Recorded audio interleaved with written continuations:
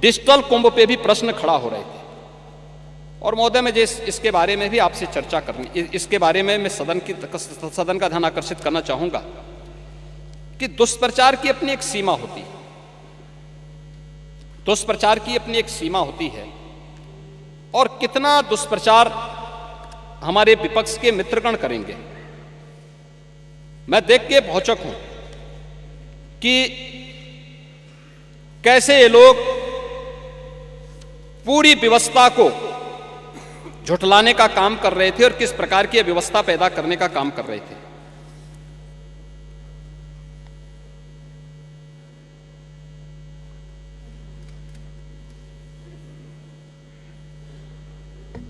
इसमें खासतौर पर समाजवादी पार्टी का जो मीडिया सेल है, इसने महाकुंभ के बारे में जो दुष्प्रचार किए, इसमें इन्होंने कहा था कि डिजिटल कुंभ के बारे में जो प्रश्न आप खड़ा कर रहे थे, इस डिजिटल कुंभ का ही परिणाम है कि 22,000 से अधिक श्रद्धालु जो इस पूरे आयोजन के दौरान अलग अलग समय में मिसिंग हुए थे, यानी गायब हुए थे, अपने परिवारजनों से बिछुड़े थे, जिसमें से एक समाजवादी पार्टी ने भी लिखा है कि महाकुंभ में मची भगदड़, सरकारी अव्यवस्था, कुप्रबंधन, भ्रष्टाचार के कारण हजारों लोग लापता हैं। कौन मरा कौन जिंदा कुछ पता नहीं चल रहा है। सिर्फ गोरखपुर क्षेत्र के 2 मंडलों में ही 35 लोग लापता हैं। महोदय, इसका जवाब हिंदुस्तान ने अगले दिन दिया कि महाकुंभ में लापता सभी श्रद्धालु घर पहुंचे। ये है, ये आपकी सच्चाई है। कितना झूठ बोलेंगे, उसकी एक सीमा होती है। ऐसे ही द हिंदू ने दिया है Mahakumbh stampede 4 missing Telangana women found safe. ये हिंदू लिखता है कुंभ के बारे में। अपनों से बिछड़े 44 श्रद्धालु घर पहुंचे, ये गोरखपुर का है। और डिजिटल खोया पाया सेंटर लोगों को खोजने में कर रहा है मदद। 20,000 से ज्यादा बिछड़ों को अपनों से मिलाया। अमावस्या पर, मौनी अमावस्या में सबसे ज्यादा परिवार से हो गए थे दूर, और ये सभी लोग मौनी अमावस्या के दिन 8,725 लोगों को उनके परिजनों को सुपुर्द किया गया। मकर संक्रांति में पौष पूर्णिमा 13 जनवरी को, मकर संक्रांति 14 को और 15 जनवरी को 598 श्रद्धालुओं को उनके परिजनों से मिलाया गया। और बसंत पंचमी के दिन 2, 3 और 4 फरवरी को 813 श्रद्धालुओं को डिजिटल खोया पाया केंद्र की मदद से उनके परिवारजनों को मिलाने का काम किया गया। यानी दुष्प्रचार की भी एक सीमा होती है, और उस सीमा को भी आज आप लोगों ने पार करके इस पूरे आयोजन को बदनाम करने की कोई कोर कसर नहीं छोड़ी है। और इसलिए महोदय, जो भी ये आयोजन प्रयागराज में आयोजित हो रहा है, उस पूरे आयोजन के प्रति प्रदेश की सद्भावना है, प्रदेशवासियों का सहयोग है। स्थानीय स्तर पर थोड़ा बहुत लोगों को कठिनाई जरूर हो रही होगी, लेकिन वे आनंदित भी हो रहे हैं। अतिथि भी आ रहे हैं और देश और दुनिया को देखने का एक अवसर भी उन्हें प्राप्त हो रहा है।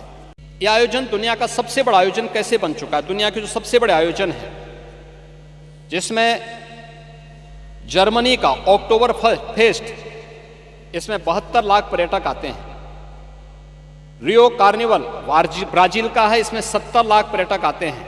और हज मक्का में 25 लाख श्रद्धालु पहुंचते हैं। ये कुल दुनिया की आयोजन की स्थिति है। और अकेले महाकुंभ अभी 1 सप्ताह बाकी है, 56 करोड़ की सीमा लांघ चुका है। महोदय, भारत और चीन के अलावा दुनिया में किसी भी देश की आबादी इससे ज्यादा नहीं है।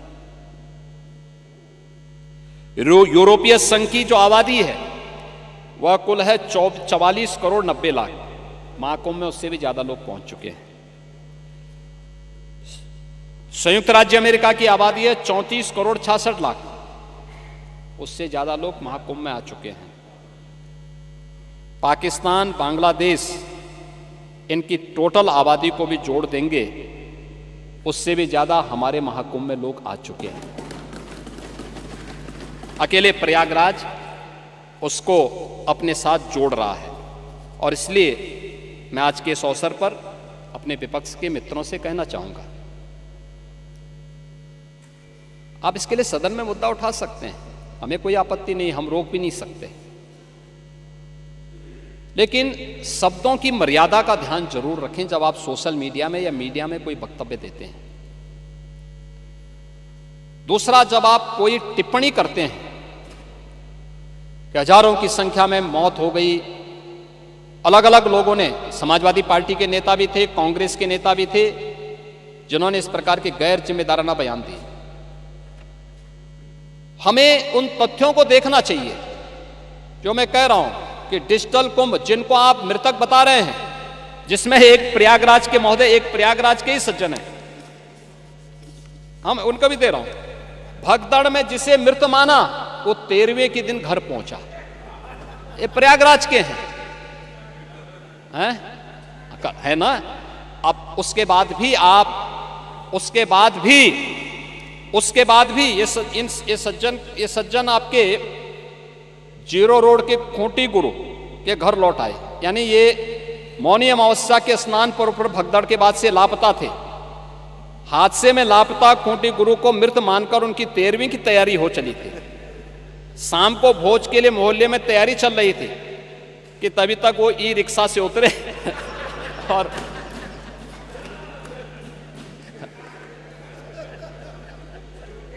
अब बताओ, ये दुष्प्रचार आप ही लोग कर रहे थे।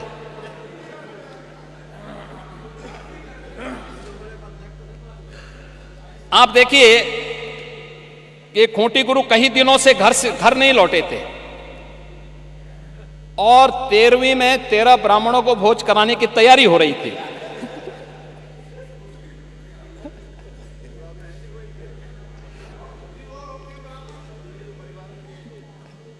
खूंटी गुरु ई रिक्शा से उतरे और उनको देखने के लिए पूरा आयोजन ही निरस्त करना पड़ा। फिर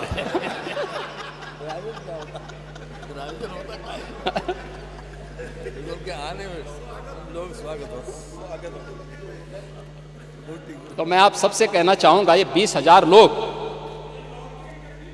हैं तो नहीं भाई, अब वहां आप जैसे महापुरुष कुछ रहे होंगे, वहां कैमरा लेकर खड़े रहे होंगे देखने के लिए कि अब इसके बाद लोगों के कमेंट लेंगे, लोगों से बुलवाएंगे कि देखिए साहब सरकार कोई व्यवस्था नहीं कर पाई, हो गया। और तब तक वे स्वयं ही प्रत्यक्ष रूप से मूर्त रूप में प्रकट हो गए। उन्होंने कहा बे ये नमूनों पे विश्वास मत करो, ये झूठ के सौदागर हैं। मैं तो अभी जीवित हूं, मैं तो ऐसे भंडारे का आनंद ले रहा था पूरे प्रयागराज। तो मैं इसीलिए कह रहा हूं पांडे जी, मैं इसीलिए कह रहा हूं महाकुंभ में कोई भूखा नहीं रह सकता।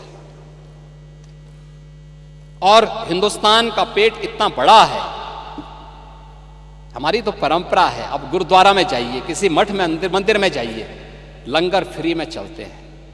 कोई भी आएगा उसकी जाति नहीं पूछी जाती, पंथ नहीं पूछा जाता, क्षेत्र नहीं पूछा जाता, भाषा नहीं पूछा जाता, वो केवल इशारों से कर देगा। लोग सम्मानजनक ढंग से अतिथि मानकर उसका सम्मान करते हैं। ये भारत है। मां अन्नपूर्णा की हम पूजा करते हैं, आप क्यों भारत को बदनाम कर रहे हैं? मुझे अफसोस होता है, आप भाजपा से लड़ते लड़ते भारत से लड़ने लगते हैं। महाकुंभ का यह आयोजन जो आदरणीय प्रधानमंत्री जी के मार्गदर्शन में, पूज्य संतों के सानिध्य में इतना विराट आयोजन बना है, ये एकात्मता का एक महाकुंभ है। और मैं आपकी परेशानी समझ सकता हूं, जो आपकी विभाजनकारी राजनीति है, जो आपकी जाति जाति के बीच में विखंडन करने की राजनीति है। इसका जवाब देश ने भी दे दिया और उत्तर प्रदेश ने भी दे दिया है। देश ने हरियाणा, महाराष्ट्र और दिल्ली की विजय के रूप में यह जवाब दिया है।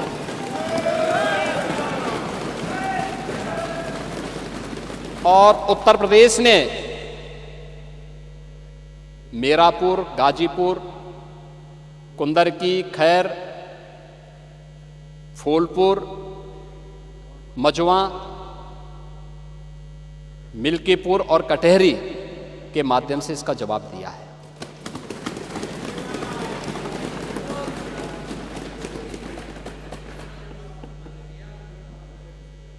पांडे जी, आपको प्रचार करने से किसने रोका था? आप मुझे बताइए, यानी आप करहल जीत जाएं तो आपकी विजय, और अगर भाजपा कुंदरकी और कटहरी जीत रही है तो आप इसको स्वीकार करने को तैयार नहीं, यानी भारत के संवैधानिक व्यवस्था में आपका विश्वास नहीं।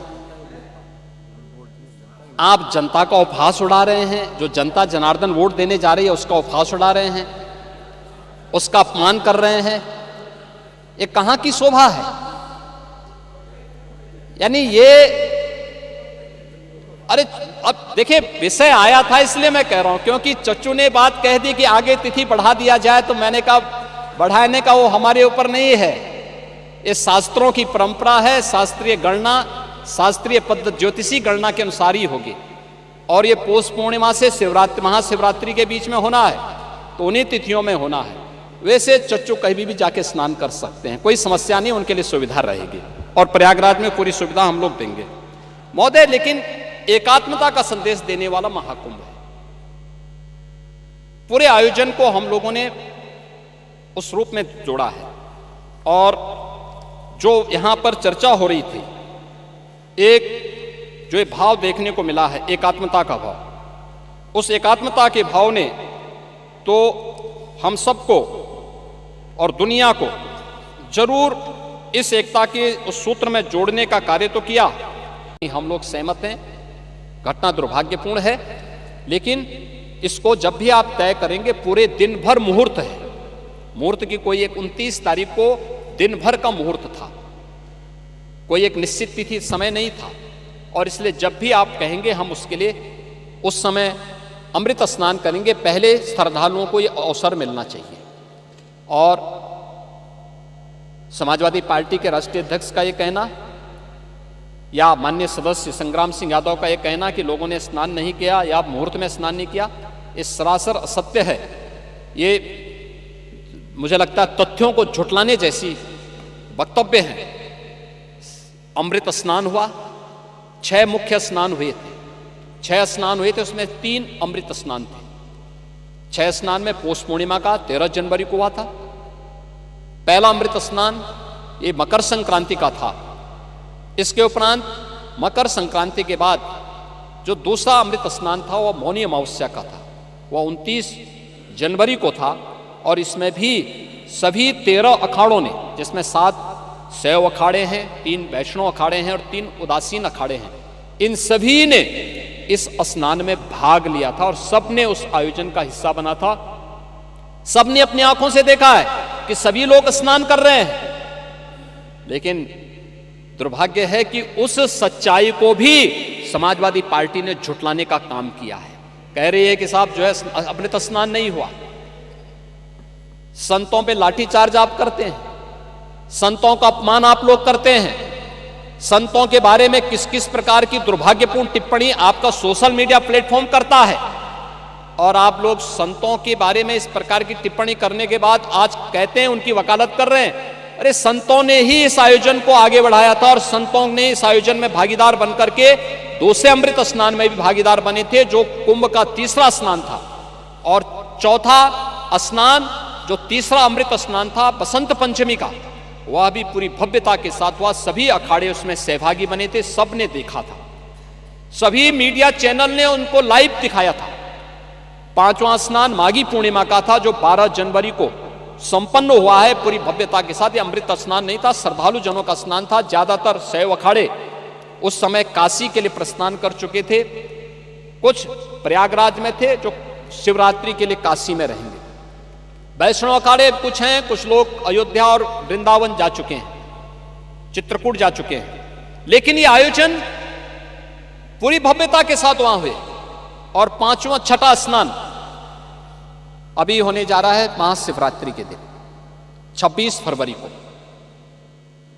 लेकिन इतना आप लोग, यानी आज के समय में जब media, social media, visual media और प्रिंट मीडिया इतना आगे बढ़ चुका है, और तब भी समाजवादी पार्टी इतना झूठ बोल रही है कि स्नान नहीं हुआ। और मेरा कहना है कि महोदय, राजनीति में थोड़ा बहुत प्रहर्सल चलता है, लेकिन प्रहर्सल को ही राजनीति बना दिया जाए, ये न्याय नहीं है। और मुझे लगता है कि महाकुंभ, आप प्रश्न खड़ा कर सकते हैं, शासन पर खड़ा करिए, लेकिन महाकुंभ पर प्रश्न मार्क खड़ा मत करिए, आस्था पर प्रश्न मार्क मत खड़ा करिए। और उसके बारे में जो आप इन बातों को कह रहे हैं, पहले आप लोगों ने कहा कि साहब संख्या बढ़ा चढ़ा करके कही जा रही है, उसको देखने के लिए स्वयं समाजवादी पार्टी के मुखिया वहां पहुंच गए कि वास्तव में भीड़ हो रही कि नहीं हो रही है। उन्होंने देखा तो अब कहने लगे साहब भीड़ ज्यादा हो रही है, लोगों को पूरा स्नान करने का मौका नहीं मिल रहा, आप तिथि और आगे बढ़ा दीजिए। आप देखो ना, मैंने इसीलिए कल कहा था, ये दोहरा चरित्र है इन लोगों का। पहले विरोध करते हैं, अब कह रहे हैं तिथि आगे बढ़ा दी। अभी चच्चू भी यही कह रहे थे, चच्चू कह रहे थे कि तिथि बढ़ा दीजिए। ये तिथि हम नहीं तय करते, ये तिथि नहीं तय, हम नहीं तय करते चच्चू। ये तिथि, ये मुहूर्त होता है, जो मैंने पहले भी कहा। आप हो सकता है कि उस स्तर को नहीं प्राप्त करेंगे, बगल में पांडे जी से पूछ लीजिए। पौष पूर्णिमा से शिवरात्रि के बीच में आयोजन होना है, शिवरात्रि की तिथि तय है तो, और शिवरात्रि की तिथि तय होने के इस कारण उससे आगे नहीं बढ़ सकते। मैं इसलिए बोल रहा है क्योंकि आप शांत हो गए ना। वैसे मैं आपको धन्यवाद दूंगा कि आपने मिल्कीपुर में सहयोग किया, मैं इसके लिए आपको बहुत बहुत धन्यवाद देता हूं। मैं एक वक्तव्य आपका दिखा रहा हूं, आपके समाजवादी पार्टी के अध्यक्ष का वक्तव्य है, और वो वक्तव्य है बहुत दुर्भाग्यपूर्ण वक्तव्य है। ये वक्तव्य है श्री अखिलेश यादव का। महोदय, उन्होंने कहा है कि हमारा देश कभी विकसित भारत नहीं बन सकता। ये देखो ना, ये क्या है ये? यानी एक राजनीतिक दल अपने देश के प्रति इतनी दुर्भावना रखता है, और इसलिए देश अब इस बात को कहने लग गया है कि अगर श्री राहुल गांधी की उपस्थिति भाजपा की जीत की गारंटी है, तो उत्तर प्रदेश में से अखिलेश यादव की उपस्थिति भाजपा की जीत की निश्चित गारंटी है।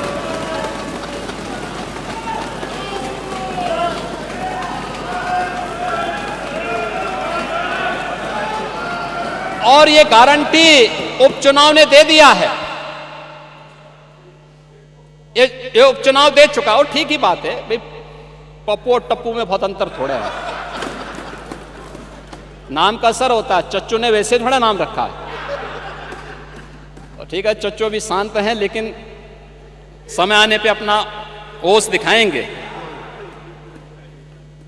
महोदय, मैं विनम्रता से कहूंगा कि महाकुंभ पे राजनीति न करें, अपनी बात को रखें शालीनता के साथ, मर्यादा के साथ। लेकिन जो लोग जीवित हैं, अपने परिवार के साथ मिल रहे हैं, उनको मृतक मत बताइए। और पांडे जी, आप तो इतने बुजुर्ग हैं, इतने वरिष्ठ हैं। हमारे यहाँ तीर्थ यात्राएं होती थी, लोग जाते थे, बड़े श्रद्धा के साथ जाते थे। हमारी आस्था है, कैसे आप इसको रोक सकते हैं? लेकिन उनको बदनाम मत करिए, उनकी श्रद्धा के साथ खिलवाड़ मत करिए। मैं तो तेलंगाना का भी उदाहरण आपको दे दिया, उत्तर प्रदेश का मैंने दिया, गोरखपुर का मैंने दिया, प्रयागराज का मैंने दिया। और जो लोग प्रयागराज में भगदड़ के शिकार हुए हैं या फिर विभिन्न रोड एक्सीडेंट के शिकार हुए हैं, सरकार की पूरी संवेदना है, सरकार उनके साथ खड़ी होगी। और इन सभी घटनाओं की जांच करने के लिए इसीलिए सरकार ने एक जुडिशियल कमीशन का गठन भी किया है। जुडिशियल कमीशन अपना काम कर रहा है, तथ्य भी मांगेगा, जानकारी भी मांगेगा, हर एक स्तर की जानकारी लेगा। और मैं इस सदन को इस बात के लिए आश्वस्त करना चाहूंगा, इस बात के लिए आश्वस्त करूंगा कि प्रयागराज भगदड़ का कोई गुनाहगार होगा तो बख्शा भी नहीं जाएगा। कोई भी होगा, कहीं भी छुपा होगा, किसी भी स्तर पर होगा, और कितना भी बड़ा क्यों ना हो, वह किसी भी स्थिति में बचेगा नहीं। ये मैं आप लोगों को आश्वस्त करता हूं, पूरे सदन को आश्वस्त करता हूं। लेकिन मैं आपसे इस बात में विनम्र अपील भी करूंगा, आयोजन किसी पार्टी का, किसी सरकार का नहीं है। सरकार ने अपनी जिम्मेदारियों का निर्वहन किया है, प्रशासन अपनी जिम्मेदारियों का निर्वहन कर रहा है। यह आयोजन समाज का है, भारत का है, सनातन धर्म का है। और सनातन धर्म को और भारत को कृपया अपने राजनीतिक स्वार्थ के लिए बदनाम मत करिए।